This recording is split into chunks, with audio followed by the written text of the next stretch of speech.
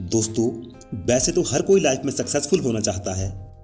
Life में कुछ कर दिखाना चाहता है, बुलंदियों को छूना चाहता है, बाकी सबको पीछे छोड़कर आगे निकल जाना चाहता है। लेकिन कुछ लोगों के मन में इन्हीं सब बातों का इरादा होता है।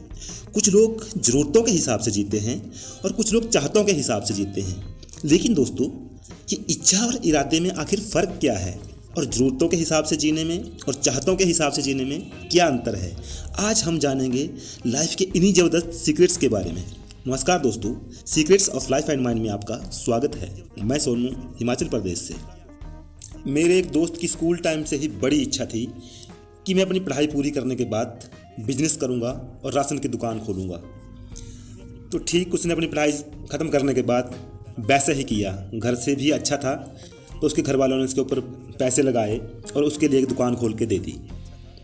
लेकिन उसने शुरुआती तौर पर सिर्फ कुछ ज़रूरत का सामान ही दुकान में रखा और सोचा कि धीरे धीरे बाकी सामान बढ़ाता रहूँगा।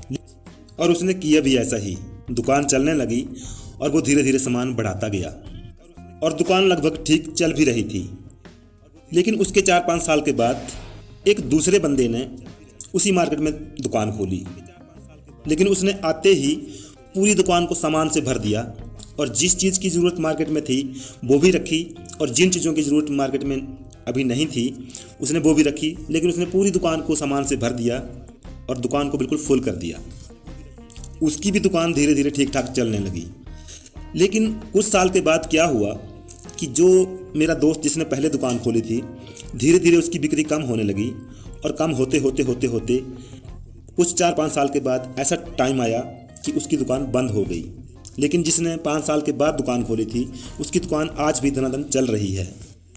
मैंने इस बात के ऊपर थोड़ा शोध किया और जानने की कोशिश की कि आखिर इसमें कमी कहाँ रह गई। तो बाद में मुझे पता चला, मेरे सामने जो बात आई उससे मैं बहुत हैरान हो गया। मेरा दोस्त जिसने पहले दुकान खोली, उसकी बड़ी इच्छा थी कि मैं बिजनेस करूं, दुकान खोलूं और कामयाब हो जाऊं। और उसने शुरुआती तौर पर थोड़ा सामान रखा, ज़रूरत का सामान रखा और धीरे धीरे सामान को बढ़ाता गया। लेकिन इस बात से एक बात सिद्ध होती है कि उसके मन में कहीं ना कहीं एक डाउट था। तभी तो उसने दुकान में पहले कम सामान रखा और धीरे धीरे बढ़ाता गया। लेकिन जिसने बाद में दुकान खोली उसने एक ही बार में पूरी दुकान को सामान से भर दिया। यानी कि उसने अपनी पूरी कमाई, अपनी पूंजी या ज़्यादा से ज़्यादा पैसा उसमें लगा दिया। मतलब उसका पूरा इरादा था कि मैं इस दुकान में कामयाब होऊंगा ही होऊंगा या होकर दिखाऊंगा। दोस्तों, इच्छा और इरादे में बहुत ही ज़बरदस्त अंतर होता है। The great boxer Muhammad Ali जब रिंग में लड़ने के लिए जाते थे तो वो अपने मन में एक इरादा बनाकर जाते थे। क्योंकि जब भी वो लड़ने के लिए जाते थे तो लड़ने से पहले भी और लड़ते लड़ते भी उनकी जुबान पर सिर्फ 2 ही सेंटेंस होते थे, I am the greatest, I am the champion, I am the greatest, I am the champion. मतलब वो एक इच्छा के साथ नहीं, एक इरादे के साथ जाते थे कि मुझे जीतना ही जीतना है। और जो लोग ज़रूरतों के हिसाब से जीते हैं और जो लोग चाहतों के हिसाब से जीते हैं, उनके बीच में भी एक बहुत बड़ा फासला रह जाता है। क्योंकि ज़रूरतों के हिसाब से जीने वालों को सिर्फ ज़रूरत महसूस होती है और उनकी ज़िंदगी ज़रूरतों में ही सिमट कर रह जाती है और धीरे धीरे उनको ज़रूरतों के हिसाब से ही जीने की आदत पड़ जाती है। ज़रूरतों के हिसाब से जीने वाले को महसूस होता है कि मार्केट में पैदल जाना मुश्किल है, इसलिए वो एक बाइक लेकर आ जाता है और एक बच्चे को पीछे अपनी वाइफ की गोदी में बिठाता है और एक बच्चे को अपने आगे टंकी के ऊपर बिठाता है। और जबकि उसकी बाइक पीछे आधी बाइक की सीट पर बैठती है और आधी बाइक के कैरियर पर बैठती है।